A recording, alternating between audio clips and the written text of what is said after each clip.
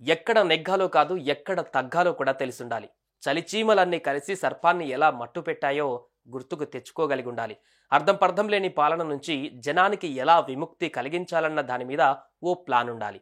ఎవరిని కలపాలో ఎలా కలపాలో కలిపితే వచ్చే కమనీయమైన రిజల్ట్ ఏమిటో ఊహించేంత తెలివుండాలి.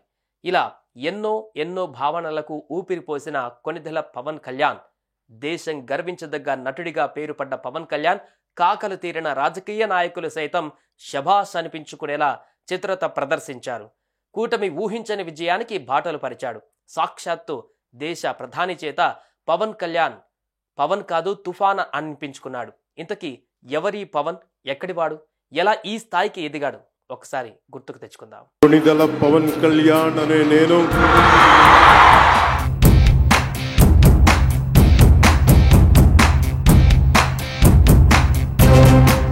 ఆంధ్రప్రదేశ్ బాపట్లలో పవన్ కళ్యాణ్ జన్మించారు. ఏపీ పోలీసులో కానిస్టేబుల్గా పనిచేసే కొనిదెల వెంకటరావు, అంజనాదేవి దంపతులకు ఈయన మూడో బిడ్డ.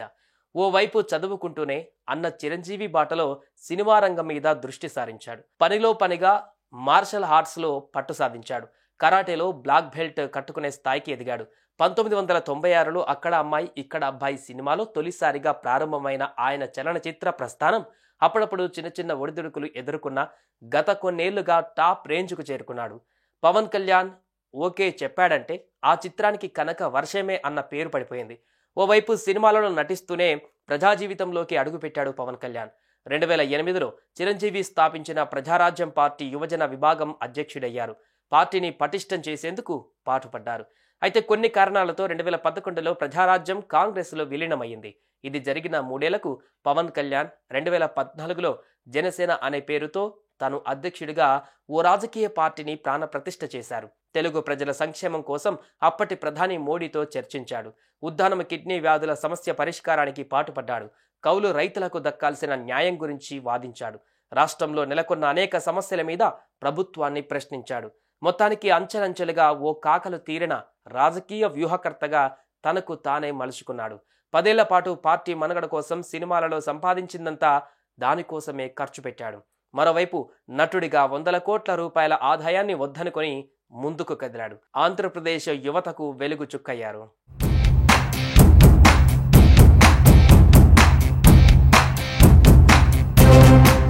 2014 ఎన్నికలలో తెలుగుదేశం బీజేపీ అలయన్స్కు మద్దతుగా నిలిచి ఆ కూటమి విజయానికి సాయం చేశారు. 2019 ఎన్నికలలో బరిలోకి దిగారు. తను పోటీ చేసిన 2 చోట్ల ఓడిపోయారు. ఒక రాజోలు నియోజకవర్గంలో మాత్రమే జనసేన అభ్యర్థి గెలవగలిగాడు.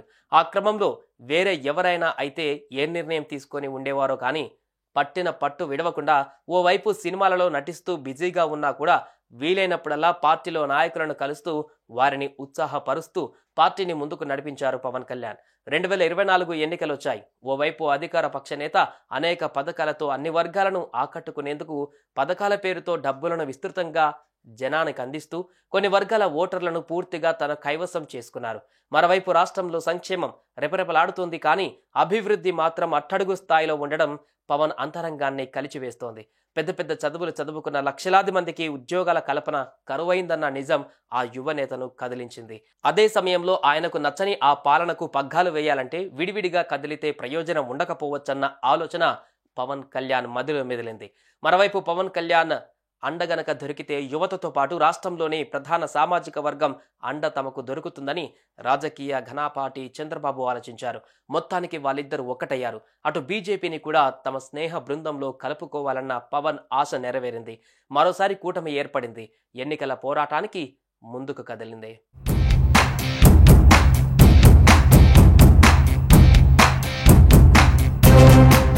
ఎన్నికల్లో జనసేన నుంచి పోటీ చేసే సీట్ల విషయంలో ఆయన సామాజిక వర్గం నుంచి తీవ్ర అసంతృప్తులు ఎదురయ్యాయి. పవన్ చంద్రబాబుకు అమ్ముడు పోయాడంటూ విమర్శలు వెల్లువెత్తాయి. అయితే అవకాశం ఉంది కదా అని అన్ని చోట్ల పోటీకి దిగితే తలెత్తే అనర్థాలేమిటో పవన్ పసిగట్టగలిగారు. అత్తారింటికి దారేది సినిమాలో క్లైమాక్స్లో తను వాడిన ఎక్కడ తగ్గాలో డైలాగును ఏపీ రాజకీయ యవనికలో ప్రత్యక్షంగా ఆచరించారు. 175 సీట్లలో జనసేన తరపున 21 అసెంబ్లీ సీట్లకు పోటీ చేశారు. 2 పార్లమెంటు సీట్లు తమవనిపించుకున్నారు. కూటమికి ఊహించని విజయం అందించడంతో పాటు నిలబడ్డ అన్ని సీట్లలో 100% సక్సెస్ సాధించారు. తానెందుకు నాడు తగ్గాల్సి వచ్చిందో ఈ ఫలితాల తర్వాత తన పార్టీ క్యాడర్కు కళ్లకు కట్టారు. మొత్తానికి అనుకున్నది సాధించారు. సాక్షాత్తు ప్రధాని మోడీ చేత పవన్ ఓ తుఫాన్ అనిపించుకున్నారు. సుమన్ టీవీలో మీ పర్సనల్ అండ్ బిజినెస్ ప్రమోషన్స్ కోసం కింది నెంబర్కి కాంటాక్ట్ చేయండి.